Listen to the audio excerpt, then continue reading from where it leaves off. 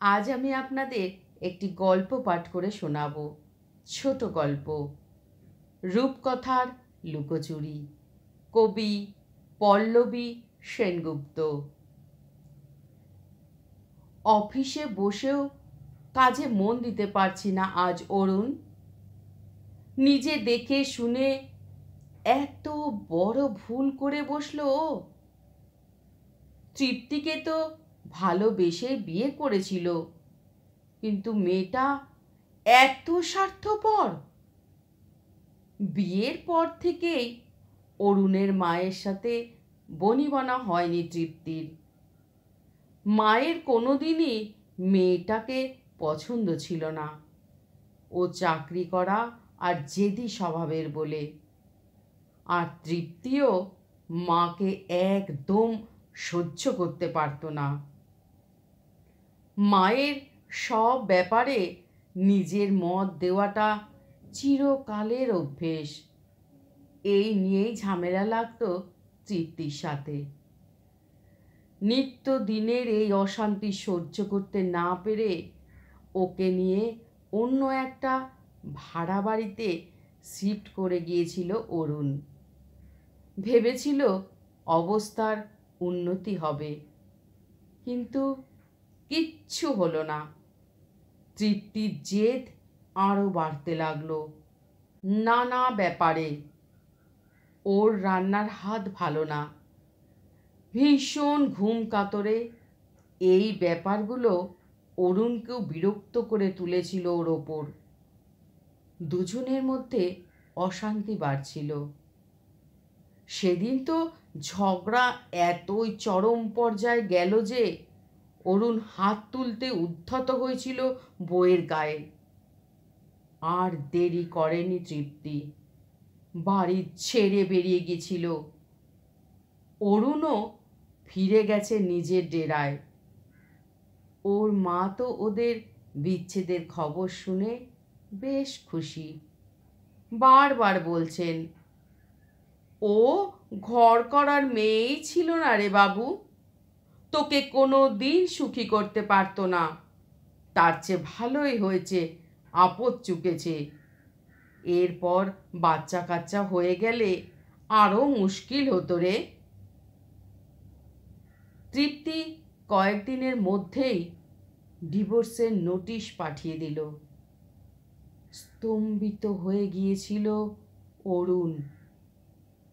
এই সাধারণ ঘরোয়া অশান্তিতে ডিভোর্স! সত্যি মা ঠিক বলেন, ও ঘর করার মেয়েই নয়, জেদ সর্বস্ব এক মানুষ। অরুণও ঠিক করে নিয়েছে নিচু হবে না ও। ও ডিভোর্স চাইলে অরুণও তাই চায়। কিন্তু মনের অশান্তিটাকে যে কিছুতেই চাপা দিতে পারছে না ও। অরুণ যে সত্যি ওকে ভালোবেসেছিল। কাঁচের জানলার ওপারে জেগে রয়েছে মাথা উঁচু করে দৃপ্ত কাঞ্চনজঙ্ঘা।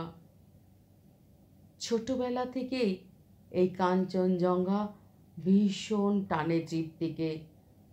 ওর বারবার মনে হতো ও নিজেও হবে ওই পাহাড়ের মতো। তৃপ্তির মনটা ভালো নেই, তাই ওর বাবা মা ওর মন ঠিক করতে পাহাড়ে বেড়াতে নিয়ে এসেছে ওকে। আসলে ওর ডিভোর্স ফাইনাল হয়ে গেছে। ভালোবেসেই ও বিয়ে করেছিল অরুণকে। অরুণ মধ্যবিত্ত পরিবারের ছেলে। তৃপ্তির বাবার নাম করা হার্ট স্পেশালিস্ট এই শহরের। মা অধ্যাপিকা। বাবা মায়ের কোনো দিনই অরুণ বা ওর পরিবারকে খুব একটা পছন্দ ছিল না। ব্যক্তি স্বাধীনতায় বিশ্বাসী দম্পতি মেয়েকে বাধা দেয়নি সেই দিন ঠিকই, কিন্তু ভালো মনেও মানেননি বিয়েটা। তাই তৃপ্তি চলে আসার পর দুজনেই বলেছিলেন এ বিয়েটা শেষ হয়ে যাওয়ারই ভালো। এই অসম সম্পর্কে কোনো দিন তুমি মানিয়ে নিতে পারবে না। ওদের মানসিকতাই অন্যরকম। তাই আইনের পথ ধরে আলাদা হয়ে যাওয়াই ভালো। নতুন করে শুরু করো জীবনটা। কিছুটা ওদের প্রভাবে আর কিছুটা অরুণের প্রতি রাগ থেকেই হঠকারীর মতো ডিভোর্স পেপার ও পাঠিয়ে দিয়েছে অরুণের কাছে। কিন্তু অরুণ সে সবটা মেনে নিল। অরুণ তো জানে তৃপ্তির কেমন মাথা গরম। সে জেনেও একবার বোঝাতে এলো না ওকে। তার মানে অরুণও আলাদা হতেই চাইছিল। হ্যাঁ, বুঝে গেছে তৃপ্তি। অরুণ আসলে কোনো দিন ভালোবাসেনি। সবটা ছিল ওর মিথ্যা মন ভুলানো অভিনয়। পাহাড়ের দিকে আর একবার বড় বড় চোখ মেলে তাকালো তৃপ্তি। হানিমুনে এসে এই কাঞ্চনজঙ্ঘাকে সাক্ষী রেখেই একদিন অরুণ বলেছিল সারা জীবন তৃপ্তির হাত শক্ত করে ধরে রাখবে ও। সে যতই ঝড় আসুক না কেন।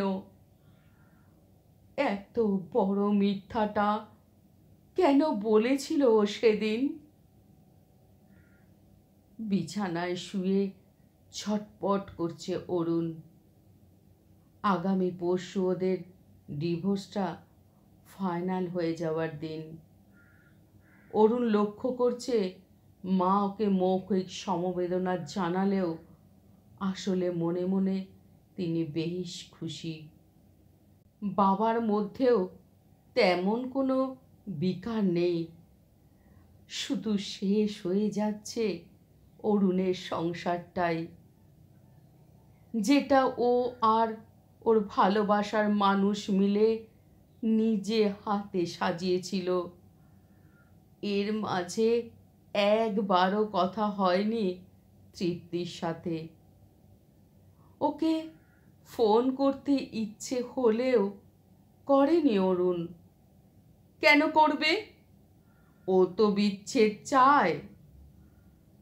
না চাইলে সেও কি একটা ফোন করতো না? কিন্তু আজ যেন নিজের অনুভূতিকে সংযমে রাখতেই পারছে না অরুণ। ইচ্ছে করছে ফোন করে ওকে জিজ্ঞাসা করতে সরাসরি, কেন এভাবে সব ভেঙে দিলে তৃপ্তি? নম্বরটা ডায়াল করেই ফেলল অরুণ আজ।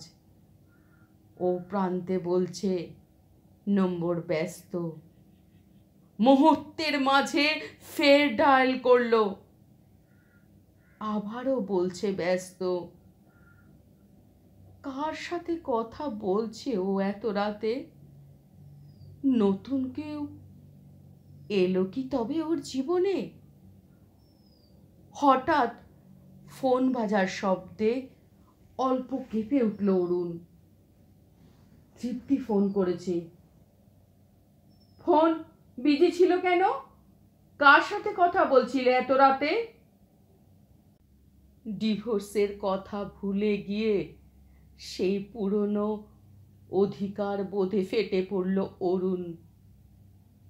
তোমাকেই চেষ্টা করছিলাম, তোমার নম্বরও তো ব্যস্ত ছিল। একটু দুর্বল স্বর তৃপ্তি। আমায়? কিন্তু কেন? কেন ফোন করছিলে আমায়? ভিজে হয়ে গেল অরুণের গলা। উত্তর এলো না কিছু। বদলে এলো একটা ফুঁপিয়ে কান্নার শব্দ। কবি বরুণ হালদারের লেখা ও আমার আবৃত্তি পাঠ আপনাদের যদি এতটুকু ভালো লেগে থাকে অবশ্যই এই ছোট্ট চ্যানেলটিকে সাবস্ক্রাইব করে পাশে থাকার অনুরোধ রইল। তৈরি থেকো। নমস্কার।